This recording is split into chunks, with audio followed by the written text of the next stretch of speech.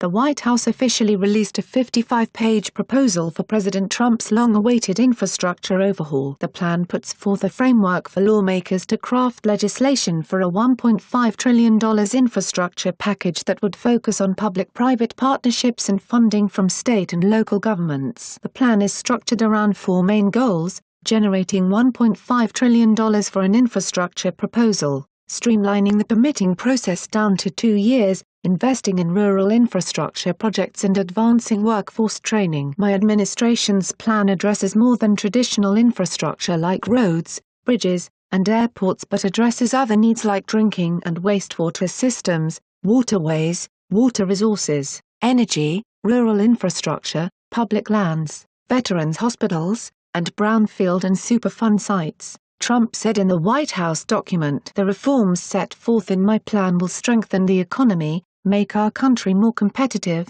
reduce the costs of goods and services for American families, and enable Americans to build their lives on top of the best infrastructure in the world." The federal government would contribute $200 billion to the package, a figure Democrats have already denounced as too small. After repeatedly failing to live up to his infrastructure promises, the release of Trump's infrastructure plan today once again falls short, the Democratic National Committee wrote in an email to reporters upon the proposal's release. Trump's plan is just another giveaway to corporations and wealthy developers at the expense of American workers, and it fails to address some of the most pressing infrastructure needs our country faces. The administration said it used input from state and local officials, members of Congress, industry leaders and federal agencies to compile the framework. The proposal confirms many previously leaked details about a White House rebuilding initiative, in which state and local governments, in addition to private investment, would foot much of the bill. The plan is likely to face opposition from Democrats,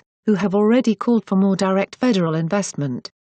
They released their own plan last week that boasted $1 trillion in government spending. It's also sure to put the administration at odds with environmental groups, who worry that efforts to streamline permitting would hurt environmental protections. The $200 billion will be included in the Trump administration's 2019 fiscal spending blueprint, which is also scheduled for release on Monday. Half of the federal seed money would go toward an incentive program to match financing from state and local governments investing in rebuilding projects, while a quarter of the appropriations would be used for rural projects in the form of block grants to states so governors may decide where to invest. $20 billion would be for transformative programs meant for new projects rather than rehabilitation of old infrastructure. Another $20 billion is allocated to expand the use of loans and private activity bonds, a common tool used to fund infrastructure projects. The last $10 billion would go into a capital financing fund. Trump will host key lawmakers from both parties at the White House on Wednesday to continue the infrastructure discussion,